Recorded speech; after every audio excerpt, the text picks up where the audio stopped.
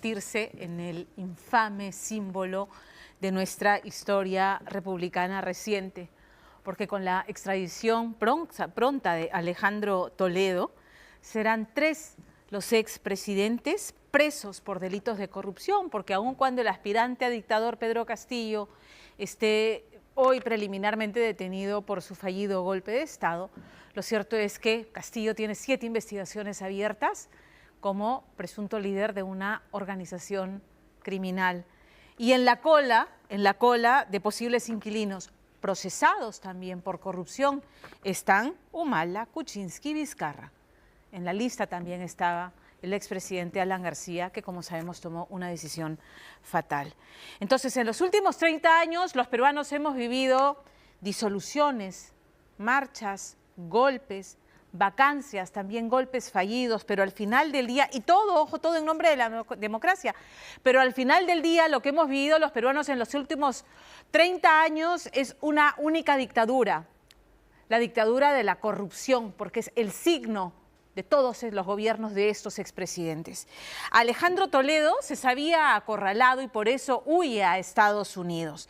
A sus versiones alucinadas sobre el origen de los fondos con los que hacía estas inversiones inmobiliarias se contrapusieron los testimonios de Jorge Barata y del mandamás de la gigante brasileña Odebrecht, Marcelo Odebrecht, señalando que le habían entregado una coima de $30 millones para hacerse del contrato de la construcción de la Interoceánica.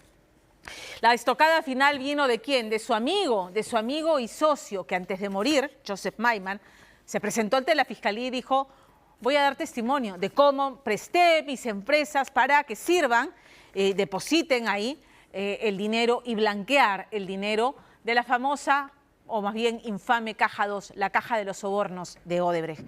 Entonces, habiéndose acorralado, huye a Estados Unidos, pero ahí le colocan el grillete electrónico que va a asegurar que Alejandro Toledo responda a la justicia y no pretenda huir otra vez. Y sabiendo que eso va a pasar, la defensa de Toledo está buscando bloquear la extradición a como dé lugar, pero lo cierto es que el Departamento de Estado ya le dijo no y le bajó el dedo. Y le bajó el dedo en virtud de la resolución del juez Hickson, que señala que y que ha visto su caso. La Corte certifica al secretario de Estado que la evidencia de criminalidad es suficiente para sustentar los cargos. Por lo tanto, el fugitivo, dice el Departamento de Estado, debe ser entregado a la justicia peruana. César Cornelio. Era un lejano 2021 cuando el expresidente Alejandro Celestino Toledo Manrique, el Cholo, o Pachacútec, como se autodenominaba, daba inicio junto a Elam Carr su gobierno y juraba en un colorido ritual incaico en Machu Picchu luchar como un guerrero contra la pobreza y la corrupción. Y cumpliré mi promesa de poner mi vida en la línea del frente, esta vez ya no para tumbar a la dictadura, sino para tumbar a la pobreza extrema. Alejandro Toledo, quien llegó a Palacio de Gobierno como defensor de la democracia y la lucha contra la corrupción, se ve envuelto en los mismos delitos que tanto criticó. Por más de 6 años, Toledo eludió a la justicia. Carteles como este estaban en todas partes. En los siguientes días, volvería extraditado de Estados Unidos por haber recibido más de $35 millones en presuntos sobornos por Odebrecht. Tengo mi conciencia tranquila y limpia y la quiero transmitir a los señores congresistas y al Perú entero. Pero una cosa es equivocarse y otra cosa es ser corrupto. Y señores, que quede claro que Alejandro Toledo no es corrupto. Forma de mentir que estaba muy arraigada en su personalidad, nunca comprendí eso hasta después de que han pasado muchos años. David Weissman conoció muy de cerca a Alejandro Toledo, vicepresidente, ministro de Defensa, congresista de Perú Posible. Lo acompañó hasta su 3er año, luego de darse cuenta de quién era realmente y qué es lo que hacía, decidió apartarse. Yo me siento traicionado por Alejandro Toledo, por eso me altero. y no se lo voy a perdonar nunca. Estas son las primeras apariciones en los medios de comunicación de Alejandro Toledo.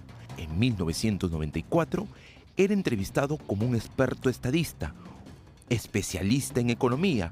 Esa aureola de hombre de éxito, cosmopolita internacional, le sirvió para comenzar su camino por los sinuosos caminos de la mentira. Yo he dado el salto de la academia a la política porque tengo un compromiso profundo con los temas que guían nuestra propuesta de CODE País Posible. Y solo he querido devolverle algo, entregándome entero a mi país. Toledo afirmaba ser profesor en la Universidad de Harvard y tener un doctorado en economía. Ninguna de esas afirmaciones se ajustaban a la realidad. En 1995, Toledo pierde las elecciones con un porcentaje mínimo. En el 2000, Fujimori y Vladimiro Montesinos le roba la elección. En señal de protesta, Alejandro Toledo lideró la marcha de los 4 suyos. La manifestación congregó a más de 200.000 personas, todo con el fin de que Alberto Fujimori no se coloque la banda presidencial. Con una vincha roja, Alejandro marchó junto a Gustavo Gorriti. El Perú vivía la manifestación más grande de los últimos tiempos. Meses después, se supo que el magnate millonario George Soros financió con $1 millón dicha protesta. De pronto esta gente que traía el dinero se empoderó de la campaña. ¿Quiénes fueron? Bueno, llegó un grupo con Carlos Bruce, también llegó Lerner, Maiman, ¿no?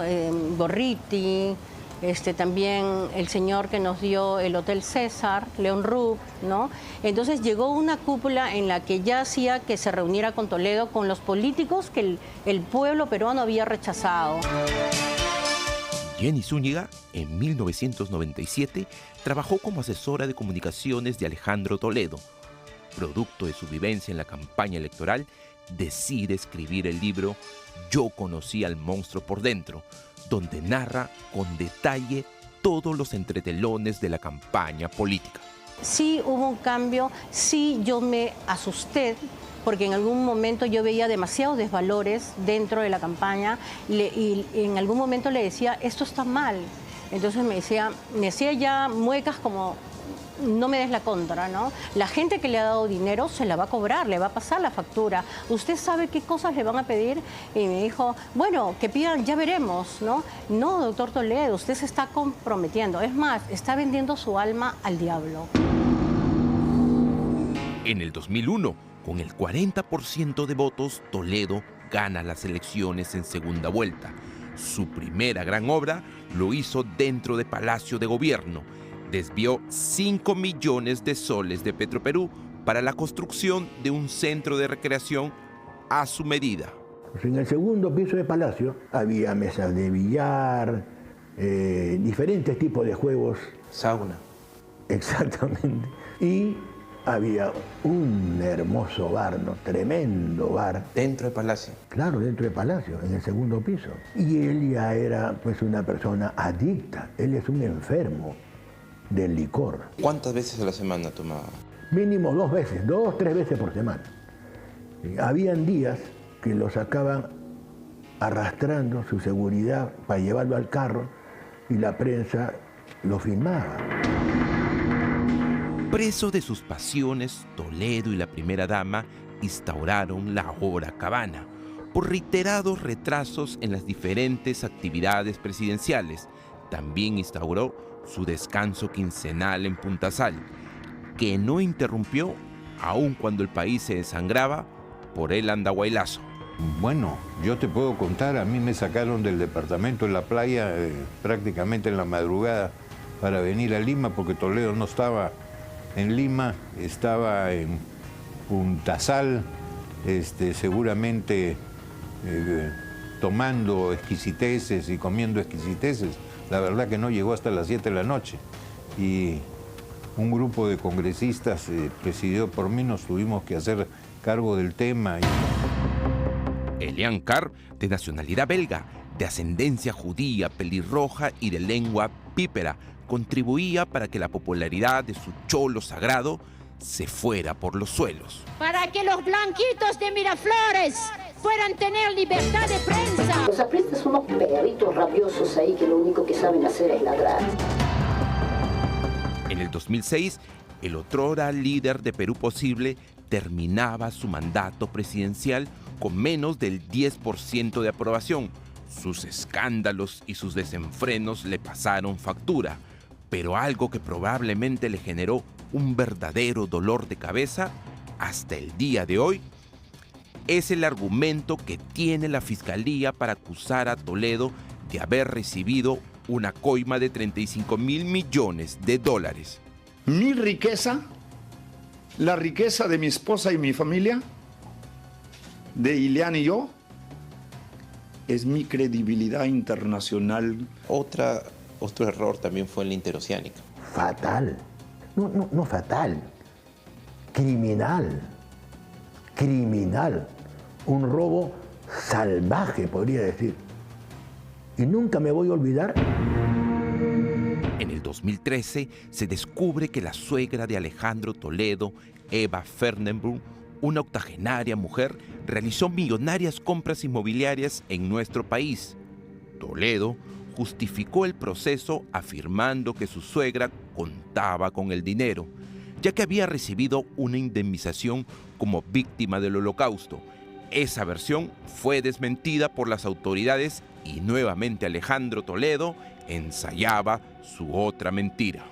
Con el respaldo de un amigo de él, de 40 años. El señor Maiman. El señor Maiman. ¿Y usted qué participación ha tenido en eso? Ninguna. Ninguna. ¿Y por qué coincide usted en su presencia en Costa Rica justamente en los días en que se constituye la empresa Ecoteva? Acompaño a mi suegra, pero yo no tengo nada que ver con la compra de nada. Yo no soy abogado. Todas sus mentiras se fueron cayendo una a una. Según la acusación fiscal, Alejandro Toledo habría recibido pagos de soborno de Odebrecht y de Camargo Correa a través de la empresa de su amigo Joseph Maima, derivadas a Ecoteva para entregarle la licitación de los tramos 2 y 3 de la vía interoceánica. Aparte, tiene otro proceso por delito de lavado de activos, que es precisamente el haber utilizado parte de esos 35 millones para adquirir la casa en Casuarinas, la oficina en Surco, y pagar la hipoteca tanto de la casa que tenía antes en La Molina como el terreno en Punta Sal. El famoso caso Ecoteva, en el que está él junto con su esposa y su suegra. Para el ex procurador Vargas Valdivia, la llegada de Toledo sería en cuestión de días. El equipo Lavajato solicita 20 años de cárcel para Alejandro Toledo. Los días de libertad del expresidente están contados. Todo indica que el cuartel Barbadillo recibiría como inquilino a su tercer expresidente.